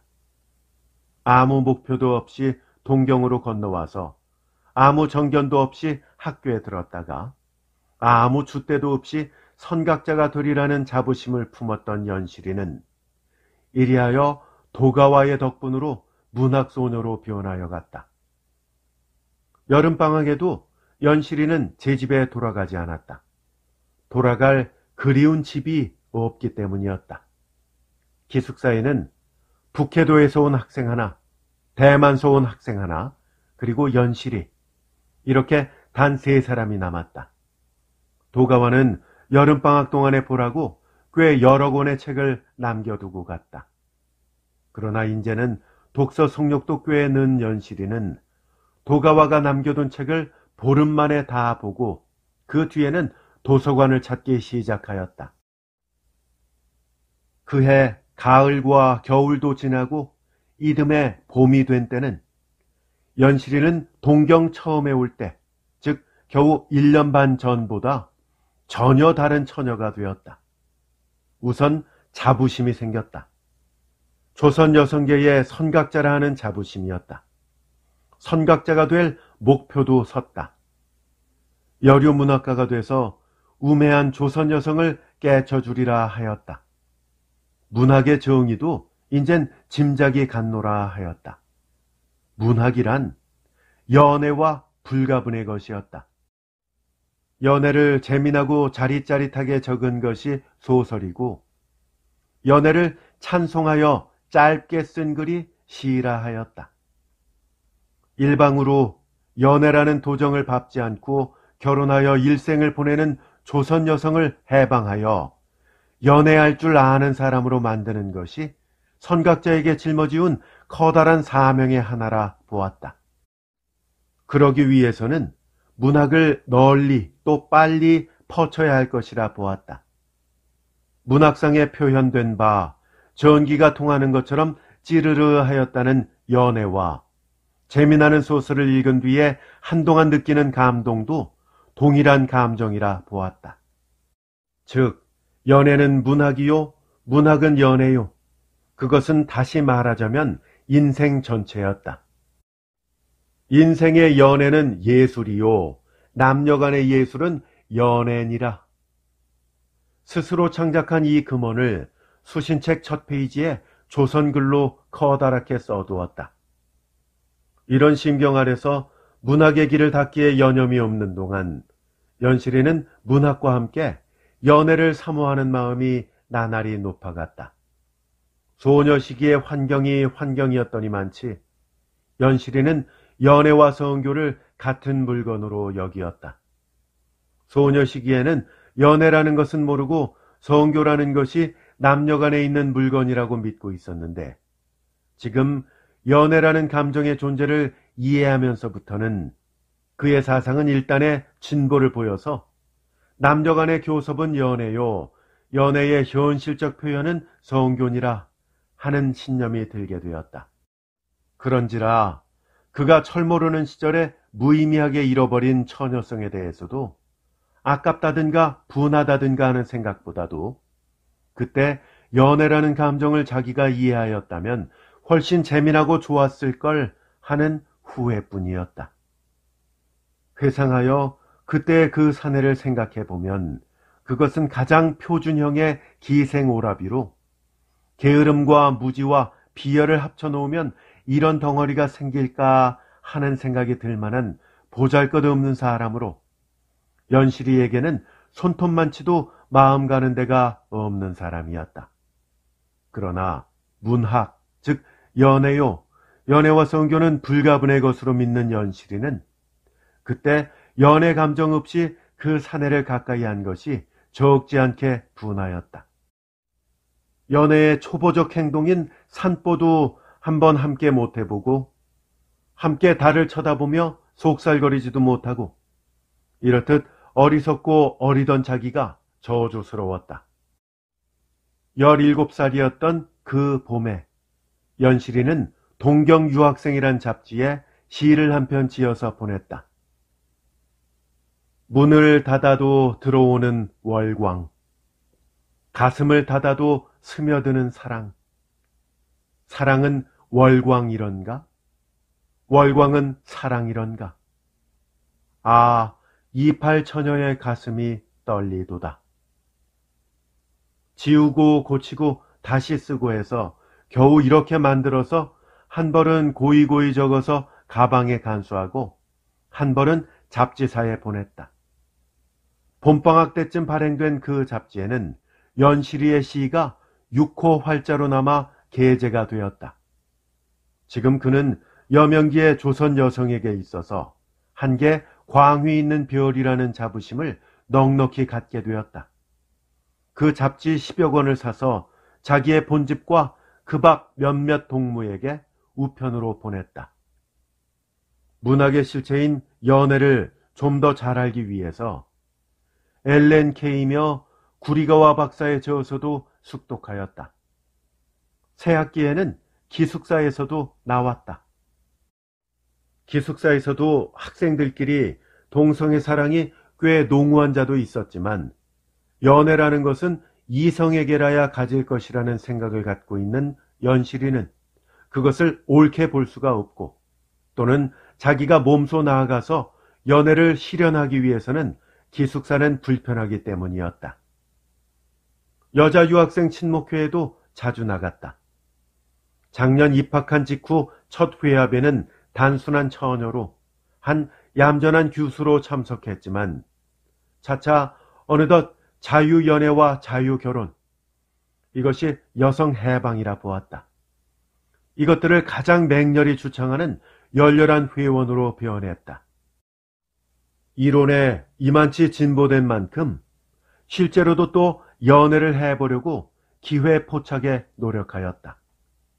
그러나 아직도 동경 유학생 간에는 남녀가 함께 회집할 수 있는 곳은 예수교 예배당밖에 없고 남학생과 여학생 간의 교제가 그다지 성행치 못하는 때라 기회 포착이 쉽게 되지 않았다. 여류 문학자가 돼서 선구자가 되기 위해서는 절대로 연애의 필요를 느끼는 연실이는 이 좀채 도착되지 않는 기회 때문에 초조하게 지냈다. 그러다가 어떤 우연한 기회에 평안도 출신의 농과 대학생과 알게 될 기회를 얻었다. 금년에 들어서 조선 여학생 가운데 한 사람을 찾아갔던 연실이는 거기서 그 여학생의 몇촌 오라버니가 된다는 농학생을 처음으로 본 것이었다. 나이는 20살이라 하나 여자들 틈에서는 몹시도 수저워하여 이야기 한마디 변변히 하지를 못하였다. 그날 밤 제 하숙에 돌아와서 연실이는 여러 가지로 생각하였다.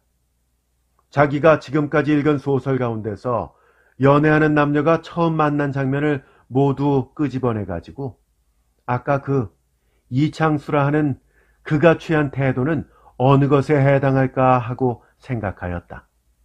그리고 결론으로서는 펑 내심한 청년이 몹시 연애를 느끼기 때문에 그렇게도 수저한 것이라 단정하였다. 자기도 그 청년을 보는 순간 퍽 마음에 기뻤다고 생각하고 기쁜 가운데도 속이 떨렸다고 생각하고 자기가 다른 곳을 볼 때 그 청년이 자기를 바라보면 자기는 몹시 가슴을 뛰놀렸다고 생각하고 자기는 가슴이 이상해서 그를 바로 볼 기회도 없었다고 생각하고 그와 함께 있는 동안은 감전된 것 같은 찌르르한 느낌을 받았다고 생각하였다. 요컨대 연실이는 자기가 어제 처음 만나는 순간부터 이창수에게 연애를 느꼈고 이창수 역시 자기에게 연애를 느낀 것이라 굳게 믿었다. 이튿날 하악한 뒤에 연실이는 이창수를 찾아보기로 하였다. 찾아가려고 자기 하숙을 나설 때 발이 썩 나서지는 못했지만 이것이야말로 연애하는 처녀의 당연하고 공통되는 감정으로 서양 문호들도 모두 이 심리를 묘사한 것을 많이 본 연실이는 이런 수저온 감정을 극복하고 용감히 나아가는 것이 현대 신여성에게 짊어지운 커다란 사명이며 더욱이 선각자로서는 마땅히 겪고 극복해야 할 일로 알았다. 창수는 마침 하숙에 있었다. 연실이는 창수와 함께 산보를 나섰다. 6조의 좁다란 하숙방 안에서 속살거린다는 것은 옛날 연애이지 현대 여성의 연애가 아니었다. 시부야 교회로 나서서 무사시노 숲 위로 떨어지는 낙조를 보면서 그것을 칭송하며 한숨 지으며 하여야 할 것이었다. 시부야의 신계지도 지나서 교회로 이 첫사랑하는 남녀는 고요히 발을 옮겼다. 한 걸음 앞서서 가던 연실이가 머리를 수그린 채 뒤따르는 창수 청년을 보면 창수는 머리를 역시 수그리고 무슨 의무라도 이행하는 듯이 먹먹히 따라오는 것이었다. 남녀는 어떤 언덕마루에 가서 앉았다. 좀 쉬어요 하면서 연실이가 두 사람쯤 앉기 좋은 자리에 한편으로 치우쳐 앉음에 창수 청년은 연실이에게서 3걸음쯤 떨어져 있는 조그만 돌멩이 위에 걸터 앉았다. 연실이는 고요히 눈을 들었다. 바라봄에 시뻘겋게 불붙는 낙조는 바야흐로 무성한 잡초 위로 떨어지려 하고 있다. 선생님, 연실이는 매우 부드러운 소리로 창수를 찾았다. 네? 참 아름답지 않아요? 저 낙조 말씀이에요. 저 낙조가 형용하자면 무엇 같을까요? 글쎄 옳시다. 농학생 이창수에게 있어서는 그 낙조는 함지박에 담긴 붉은 호박 같았을는지도 모른다. 그러나 그런 형용도 좀 멋쩍어서 글쎄 옳시다 한뿐 눈은 멀찐멀찐히 낙조를 바라보고만 있었다. 방금 떨어질 듯 도로 솟을 듯 영화가 하늘에서 춤을 추는 것 같지 않아요? 글쎄 옳시다. 그날 저녁 연실이는 창수의 방에서 묵었다.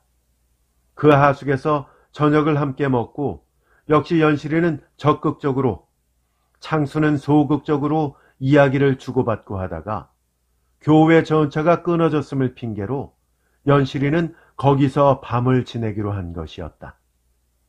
여기서 묵겠다는 말을 차마 입 밖에 내기가 힘들었지만 선각자는 경우에 의지해서는 온갖 체면이며 예의 등 인습의 산물은 희생해야 한다는 신념 아래서 아이, 전차가 끊어져서 어쩌나? 선생님, 안 쓰는 이부자리 없으세요? 하며 맥을 던져서 요행 여름철이라 안 쓰는 두터운 이부자리를 얻어서 6조 방에 2자리를 편 것이었다. 자리에 들어서도 인생 문제며 문화의 존귀성을 이야기하면서 연실이는 차츰차츰 뒤채고 뒤채는 동안 장수의 이불 아래로 절반만치 들어갔다. 그것까지 실행이 되어야 연애의 성립을 인정할 수 있는 연실이었다. 이튿날 아침 창수가 연실이에게 자기는 고향에 어려서 결혼한 아내가 있노라고 몹시 미안한 듯이 고백할 때 연실이는 즉시로 그 사상을 깨뜨려 주었다. 그게 무슨 관계가 있어요? 두 사람의 사랑만 굳으면 그만이지. 사랑 없는 본댁이 있으면 어때요? 명랑이 이렇게 대답할 때는 연실이는 자기를 완전히 한 명작 소설의 주인공으로 여겼다. 그 하숙에는 창수 외에도 조선 학생이 2명이 있었다. 연실이가 돌아간 뒤에 한 하숙의 다른 학생들에게 놀림을 당한 창수는 변명으로 아마 뒤집어 씌우는 걸 할 수 있나? 이렇게 대답한 모양이었다. 갑자기 유학생에게 연실이의 이름이 놓아지고 그 위에 뒤집어 씌운다 하여 거기서 일전하여 감투장사라는 별명이 며칠 가지 않아서 500명 유학생 간에 쭉 퍼졌다. 그러나 이런 소문은 있건 말건 연실이는 환희와 만족의 절정에 올라섰다. 첫째, 선각자였다. 둘째, 여류문학가였다. 셋째, 자유연애의 선봉장이었다. 문학가가 되고 선각자가 되기에는 아직 일말의 부족감을 느끼고 있던 것이 자유연애까지 획득해 놓으니 이제는 티 없는 구슬이었다. 어디를 내놓을지라도 선진국 서양에 갖다 놓을지라도 축박힐 데가 없는 완전 무결한 신여성이요 선각자로다. 연실이는 의심치 않고 이렇게 믿었다. 아직도 그래도 좀 더 희망을 말하라고 하면 창수가 좀 더 적극적이요 정열적이요 뒤집어 씌우는 편이 아니고 끌어당기는 편이면 하는 것이었다. 이 연애에 승리한 지 얼마 지나지 않아서 연실이는 지금껏 다니던 학교에 퇴학 원서를 제출했다. 그리고 다른 사립음악학교에 입학을 하였다. 음악이 예술인 까닭이었다. 그리고 그 학교가 동경에서 유명한 연애학교, 즉 남녀공학인 까닭이었다. 음악학교로 학적을 옮긴 뒤에 연실이는 2가지로 마음이 매우 기뻤다. 첫째로는 그 학교의 남녀 학생 간에 연애가 매우 많은 점이었다.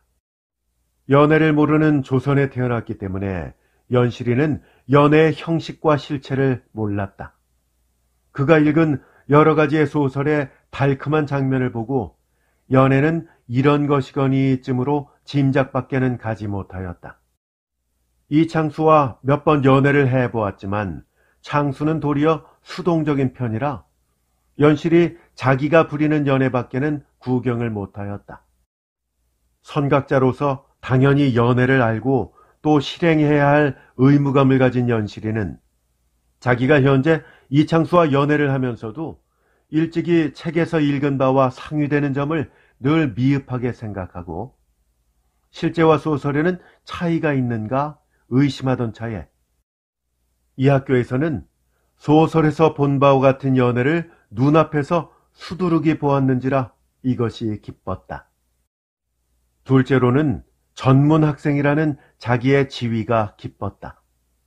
선각자로 자임하고 어서 선각자로서 조선에 깨지 못한 여성들을 외치려는 희망은 품었지만 고등여학교의 생도인 때는 전도가 감감한 느낌이 없지 않았다. 그런데 이 학교에 입학을 하고 보니 이제 3년만 지나면 자기는 전문학교의 출신으로 어디에 내놓을지라도 버젓한 숙녀였다. 보랏빛 치마와 화려한 긴 소매와 뒷덜미에 나비 모양으로 맨 리본과 뾰족한 구두의 이 전문학생은 악보를 싼 커다란 책보를 앞으로 받치고 동경바닥을 활보하였다. 단지 이 처녀에게 있어서 아직도 불만이 있다 하면 그것은 애인 이창수의 태도가 너무나 소극적인 점이었다.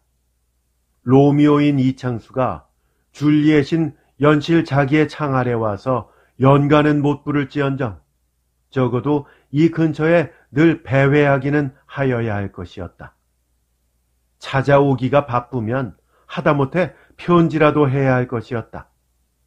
적어도 소설에 있는 연애하는 청년은 그러하였다. 그럼에도 불구하고 찾아오기는커녕 이 편에서 찾아갈지라도 맞받아 나오면서 쓸어안고 키스를 하고 해주지조차 못하고 싱글에 웃고 마는 것은 연실이의 마음에 적지 않게 불만하였다. 그해 크리스마스 방학이었다. 연실이는 오래간만에 최명예를 찾아가 보았다.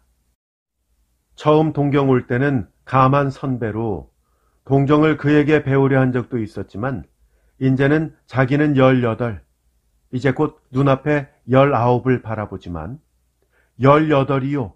그는 21로 옛날 진명학교 시대와 마찬가지인 한낱 동무였다. 그 위에 그도 연애를 하는가 하는 의심점이 있기 때문에 잘못하면 자기보다도 약간 세상 철이 부족할지도 모르겠다는 자긍심까지도 품고 있는 연실이었다. 언니, 여전히 부르기는 이렇게 불렀지만 이제는 선배 후배가 아니요 단지 약간 나이가 더 먹은 동무일 따름이었다. 거진 연애라는 것을 문명한 인종이 반드시 밟아야 할 과정이라고 좀 믿고 있는 연실이는 그날 서로 히닥거리며 잡담을 하다가 이런 말을 하였다. 언니, 참 옛날 여인들은 어떻게 살았겠소? 왜?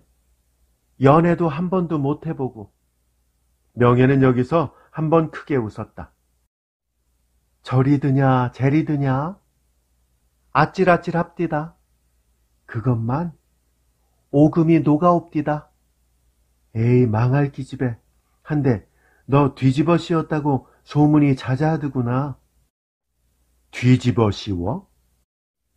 남녀 학생 간의 소문은 높았던 바지만 연실이의 귀에까지는 아직 오지 않았던 바라 뜻을 알 수가 없었다. 그게 무슨 말이요? 듣기 싫다. 참말? 그게 무슨 말이요? 명예는 의아하게 잠깐 연실이의 얼굴을 보았다. 그런 뒤에 설명하였다. 아, 네가 연애에 능동적이란 말이지. 언니도? 연애 과정으로 당연히 밟은 과정이라는 신념은 가지고 있었지만 이렇게 지적을 받으니 연실이는 아뜩하였다. 그런데 얘, 내 은제 너 조용히 만나면 이야기하려고 그랬다마는 청춘 남녀가 연애야 안 하겠니마는 연애를 한데도 신성한 연애를 해라. 순간적 부끄러움 때문에 머리를 수그렸던 연실의 귀에도 이 말은 들어갔다. 소설에서 많이 읽은 바였다. 그러나 어떤 것이 신성한 연애인지는 실체를 아직 연실에는 알지 못하였다. 소설에 그런 대목이 나올 때마다 다시 읽고 다시 읽고 해서 실체를 잡아보려 노력했지만 대체 어떤 것이 신성한 연애인지 알 수가 없었다. 청년 남녀 누구가 연애를 안 하겠니마는 신성한 연애를 해야 한다. 언니, 어떤 게 신성한 연애요? 연실이는 드디어 물었다. 얘도? 그럼 너 지금껏 뭘 했니? 남녀가 육교를 하지 않고 사랑만 하는 게 신성한 연애지. 말하자면 서로 마음과 마음이 통해서 사랑하고 사랑받고 하는 게 신성한 연애잖아. 이것은 연실이에게는 새로운 지식인 동시에 이해하기 어려운 일이었다. 만약 명예의 이 말이 옳다 할진대 이창수와 자기와의 연애는 무엇으로 해석을 할 것인가? 마음과 마음이 서로 통한다 하면 자기와 이창수는 전혀 마음은 서로 통치 못하였다. 소설이며 엘렌 케이와 구리가와 박사의 말에는 그런 뜻이 있었던 것 같다. 그러나 사람의 사회에 실제로까지 그런 꿈의 나라가 있으리라고는 연실이는 믿기지 않았다.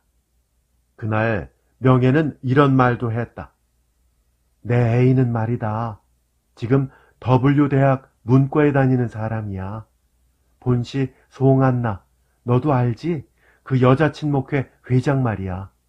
그 송한나하고 이러고 저러고 하던 사람이란다. 그걸 내가 알았지. 처음에는 송한나, 그 다음에는 최아무개, 또 그 다음에는 박아무개. 그걸 내가 알았구나. 말하자면 내가 최후의 승리자지.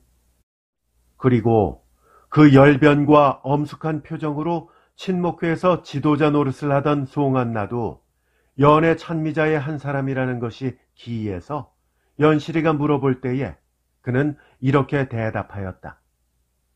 예, 너도 철이 있느냐 없느냐.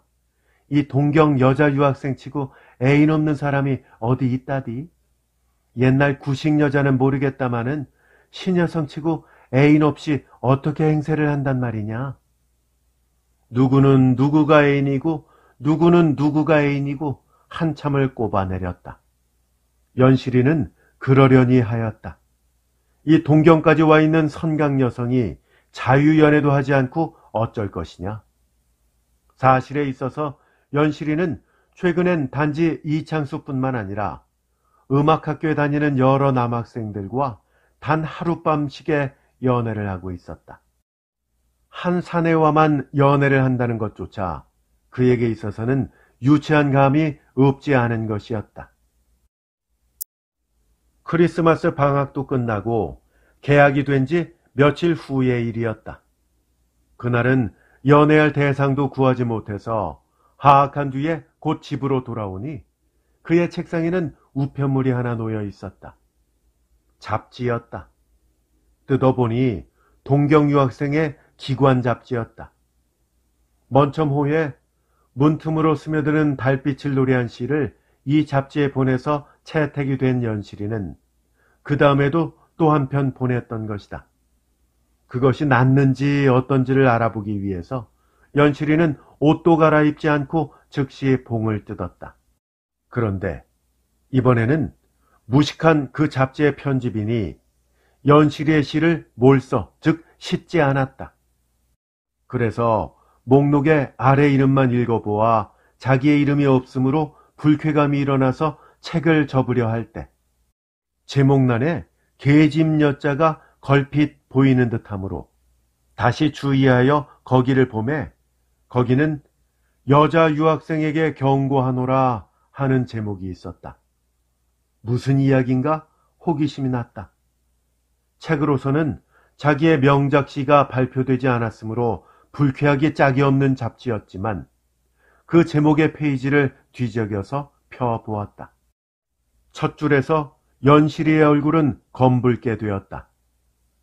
모 음악학교에 다니는 모 양은 이렇게 시작한 그 글은 연실이와 이창수와의 사이에 소위 뒤집어 씌운 이야기를 폭로하고 이런 음탕한 여자가 동경에 와 있기 때문에 다른 학생들에게도 물들 뿐 아니라 더욱이 고향에 계신 학부형들은 딸을 동경으로 유학 보내기를 무서워한다는 뜻을 쓰고 이어서 이런 더러운 학생은 마땅히 매장해 버려야 하는 것이 유학생의 의무라고 많은 느낌표와 물음표를 늘어놓아 가지고 2페이지나 널어놓았다.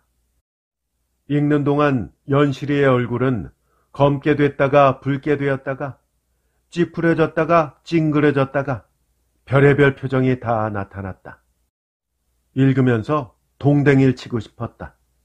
그러나 끝까지 다 읽고야 말았다. 다 읽고 나서는 드디어 동댕이를 쳤다. 무엇이라 형용할 수 없는 감정이었다. 억분하다 할까? 노엽다 할까? 부끄럽다 할까? 얼굴이며 손발의 근육이 와들와들 떨렸다. 머리로서는 아무것도 생각지를 못하였다. 1시간? 아마 2시간도 넘어 지났겠지. 집주인 마누라가 김양 식사 어떻게요? 하고 들어올 때야 연실이는 비로소 자기의 이성을 회복하였다. 이성이라고는 하지만 지극히도 흥분된 이성이었다. 저녁 식사 필요 없어요. 저녁이 입에 달지는 않을 것이므로 거절한다고는 해도 연실이는 과도하게 이런 악의 품은 거절을 한 것이었다. 어떤 노여움일까? 욕먹은 데 대한 분함이 물론 가장 강하였다. 모 음악학교에 다니는 조선 여학생은 자기밖에 없다. 그런지라 누구든 이 글을 읽기만 하면 거기 쓰인 모양이라는 것이 자기를 지적한 것임을 알 것이다. 18살의 처녀는 손톱 눈만한 일이라도 부끄러워하는 시절이라 하나 연실이는 요행 부끄러움에 대한 감수성은 적게 타고난 사람이었다. 그 대신 분하였다. 글자가 표현할 수 있는 가장 악의로 찬 욕을 퍼부은 것이었다. 이것이 분하였다. 어때? 그래. 이만 배심이 없지 않았다. 그 글의 필자는 아직 구사상에 젖은 유치한 녀석이라는 경멸감도 물론 났다. 자유연애를 이해하지 못하고 이렇듯 어리석은 소리를 흥얼거리는 쑥맥이라는 우월감도 섞여 있었다. 그런지라 욕먹은 내용, 이 사실에 대해서는 연실이는 천상천하 부끄러울 데가 없었다. 이 정정당당하고 가장 새롭고 가장 선각적인 행동을 욕하는 자의 어리석음이 미웠고 그런 것에게 욕먹은 것이 분하였다. 2시간, 3시간 동안을 분한 감정 때문에 몸만 떨고 있던 연실이는 밤이 차차 들어감에 따라서 얼마만치 머리도 식어가며 식어가느니만치 대책도 생각났다. 어떻게든 거기에 대해서 항의를 해야 할 것이다. 글로? 말로? 항의문을 그 잡지에 써보내서 자기를 욕한 필자의 무식을 응징하나? 혹은 그 사람을 찾아가서 도도한 웅변으로 그의 구식 두뇌를 깨쳐주나? 자리에 들어서도 그 생각을 하고 또 하고 한 끝에 연애를 하는 일에 퍽 이해를 가진 최명예를 찾아서 그와 의논하여 어떻게든 결정하리라 하였다. 이튿날 이른 새벽에 연실이는 자리에서 일어났다. 조반도 먹지 않고 하숙집에서 나왔다. 최명예를 찾아가기 위해서였다. 최명예의 하숙은 영업적 하숙이 아니라 사숙이었다. 하숙에 들어서서 주인 마누라에게 오하요를 부른 다음에 연실이는 서슴지 않고 명예의 방으로 갔다. 당황이 따라오는 주인 마누라의 눈치도 못 보고 가라카미, 즉 장지문을 쭉 밀어 열었다. 하지만 연실이는 도로 가라카미를 닫아버렸다. 명예 혼자인 줄 알았던 방에 명예는 웬 남학생과 함께 자고 있다가 이 침입자 때문에 번쩍 눈을 뜨는 것이었다. 누구? 방 안에서는 명예가 침입자의 정체를 캐면서 일변으로는 긴상, 이제 일어나요. 누구 왔어요. 하며 연애의 상대자를 흔드는 모양이었다. 연실이는 멍하였다. 자기의 취할 거처를 몰랐다. 돌아가자니 싱거웠다. 그렇다고 들어가자니 어려웠다. 이미 이런 일은 처음 당하는 일이 아닌 연실이라 부끄럼이라든가 거기 유사한 감정은 느끼지 않았지만 일전에도 신성한 연애를 운운하던 명예의 자리에서 사내를 발견했는지라 잠시 뚱하였다. 누구야? 나. 드디어 대답하였다. 연실이로구나. 긴상, 어서 일어나요. 연실아, 조금만 있다가 들어와. 그런 뒤에 안에서는 일어나서 옷을 가다듬는 듯한 버석거리는 소리가 들렸다. 그러기를 4, 5분이나 하고 나서 이와 오하오일이 좋아요, 들어와요 하고 청을 하였다. 연실이는 들어갔다. 내주는 자리에 앉았다. 새벽에 웬일이야? 응, 먼저 소개해야 되겠군.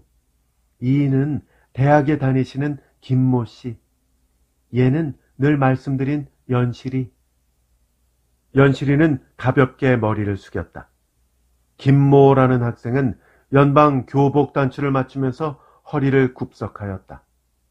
헌데 새벽에 웬일이냐? 이창순의 하숙에서 오는 길이야? 아냐. 연실이는 부인했다. 부인하면서 얼핏 김모라는 학생을 보았다. 처음은 송한나의 애인, 그 다음은 누구의 애인, 또 그 다음은 또 다른 누구의 애인이라 하여 지금은 최명예의 애인이 된 그 학생은 그의 연복적인 눈을 들어서 연실이를 보고 있는 것이었다. 김모는 학교에 가야 된다고 조반전에 돌아갔다. 사립여자전문학교에 다니는 두 처녀는 오늘은 학교를 집어치우기로 하고 김모가 돌아간 뒤에 세수도 안 하고 자리에 도로 들어가 누웠다. 연실이가 가지고 온 잡지를 내들고 명예에게 자기의 분함을 하소연하고 그 대책을 의논할 때에 명예는 그따위 문제는 애당초 중대시하지도 않았다. 거기 어디 김현실이라고 이름을 밝히기라도 했니? 밝히진 않았어도 모 음악학교 재학생이라면 20여 명 유학생 중에 나밖에 어디 있소? 긁어 부스럼이니라. 우습지 않니? 김현실이라고 밝히지도 않았는데 김현실이가 웬 까닭으로 나 욕했소 하고 덤벼드느냐. 이런 말이야. 예, 수가 있느니라. 이렇게 해라. 어떻게? 아까 그 긴상 말이야. 긴상도 유학생회 감찰부장이야. 그 긴상이 말이야. 내가 요전에 어느 학교에 다니는 강상이라는 학생하고 이렇고 저렇고 할 때 뭐 유학생계에 풍기를 물란케 하느니 어쩌니 해가지고 매장을 한다 어떤다 야단이란 말이지. 그래서 그 긴상의 내막을 알아보니까 자기도 송한나하고 그 꼴이지. 그래서 말이야. 만일 긴상이 참말로 새님 같은 사람이면 할 수 없지만 자기도 그러는 이상에 무슨 낯으로 큰 말이냐 말이야. 그래서 이 여왕께서 찾아가 주었구나. 한번 부벼대 줄 셈이었지. 그랬더니 곤약이란 말이지. 흐늘흐늘. 지금 내 애인이 되지 않았니? 연실이는 멍하니 명예를 보았다. 경이라는 것을 모르는 연실이는 놀랄 줄을 모른다. 감동이라는 것을 모르는 연실이는 감동할 줄도 모른다. 그러나 이 이야기는 연실이에게는 다만 예사로운 이야기가 아니었다. 언니, 그럼 나 어떡하면 좋소? 너도 나처럼 너 욕한 사람 말이다. 그 학생을 찾아가려무나. 상판떼기에 분칠이나 곱게 하고 연지나 찍고 찾아가서 이건 왜 이러우 하고 한마디만 턱 던지고 생끝 웃어만 보려무나. 그러면 나 잘못했소 여왕님 하고 네 발 아래 꿇어 엎드릴 거야. 그러면 됐지. 그 뒤가 있을 게 뭐람? 그러면 그 모 도학 청년이 네 애인이 되지. 이창수는 어쩌고? 차버려. 차버리기가 아까우면 애인 두억에 두고. 언니, 남자란 여자를 보면 그렇게도 오금을 못 쑤? 연애하는 맛이 좋거든. 맛이 좋다니 어떻게 좋으? 그거야 남자가 아니고야 어떻게 알겠니마는. 여자는 또 남자를 보면 그렇지 않더냐? 아유 참. 명예는 무엇을 생각함인 듯이 힘있게 연실이를 쓸어안고 힘을 주었다. 언니, 내 진정으로 말한다면 나는 어디가 좋은지 몰라. 소설에 보면 말도 마음먹은 대로 못하고 애인의 얼굴도 바로 못 본다는 둥 별별 신비스러운 이야기가 다 있는데 나는 아무리 그렇게 마음먹으려고 해도 진정으로는 안 그래. 웬일일까? 그게 거짓말일까? 그건 모르겠다만 얘 잠자리 맛이란. 아유, 흥흥, 아유, 죽겠다. 그런 맛이라는 것도 따로 있어? 아이, 망측해. 우화등선 천하제일감. 네 것도 아직 모르니? 몰라. 그럼 이창수하고는 뒤집어 씌우기는 어떻게 했니? 그거야 그럭하는 게니까 그랬지. 얘도 그럼 너 불구자로구나. 단지 사내와 여인, 애인끼리는 그런 노릇을 해야 하는 것으로 알고 있는 연실이에게는 이 말은 알지 못할 말이요, 겸하여 불안스러운 말이었다. 그는 이날 명예에게서 성에 대한 여러 가지의 지식을 알았다.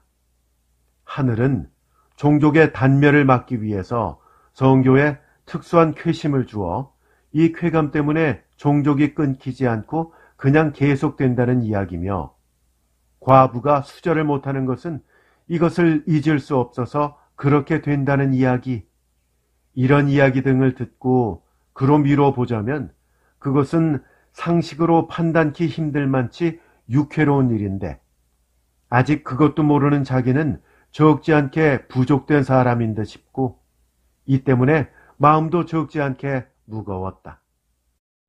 명예는 연실이에게 장차 잡지에서 욕한 그 남학생을 찾아가는 경우에 그와 대응할 책략을 여러 가지로 가르쳤다. 결코 이렇다 저렇다 싸우지 말라 하였다. 이건 왜 이러세요? 이 한마디만 하고 웃기만 하라고 하였다. 손님이 왔으니 과일이라도 사오라고 명령하라고 하였다. 그리고 당신처럼 장차 조선의 지도자 될 사람이 왜 그리 사상이 낡으냐고 산보를 청하고 활동사진 구경을 동반하고, 그리고 마지막에는 네 하숙으로 끌고 들어가라고 하였다. 그로부터 수일 후 연실이는 명예의 지휘가 너무도 정확히 들어맞으므로 도리어 놀랐다. 연실이가 찾아왔다는 하숙 하녀의 보고를 들을 때 그렇게도 울그럭불그럭하였고 서로 대좌하여서도 눈을 퉁방울같이 굴리던 그 남학생이 이건 왜 이러세요?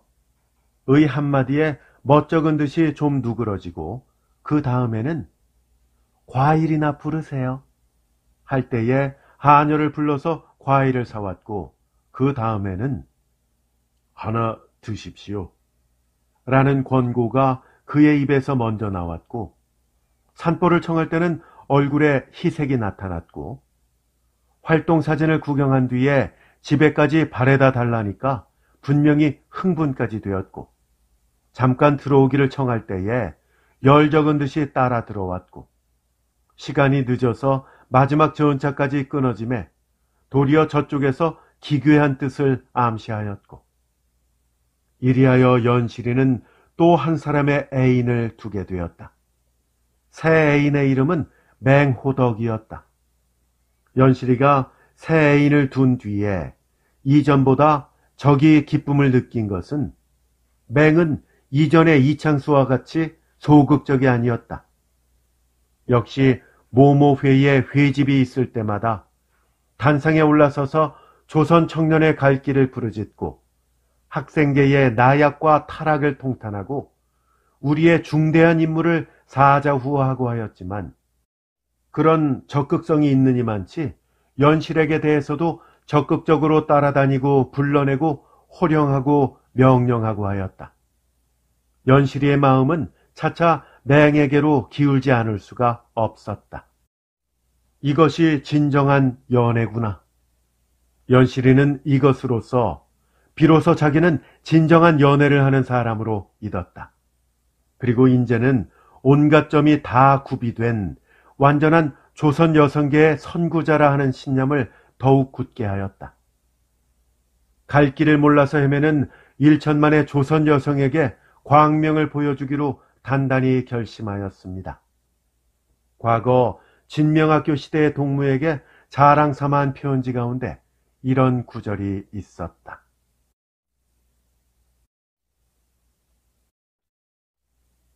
김동인 작가의 김연실 전이었습니다. 소설은 여기까지인데요. 이 작가의 후기가 붙어 있습니다. 이 소설은 이것으로 일단락을 맺는다.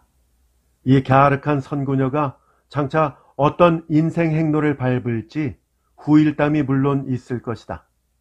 약속한 지면도 다하고 편집기 일도 지나고 붓도 피곤하여 이 선구녀가 자기의 인격을 완성하는 기회로서 일단락을 맺는 것이다.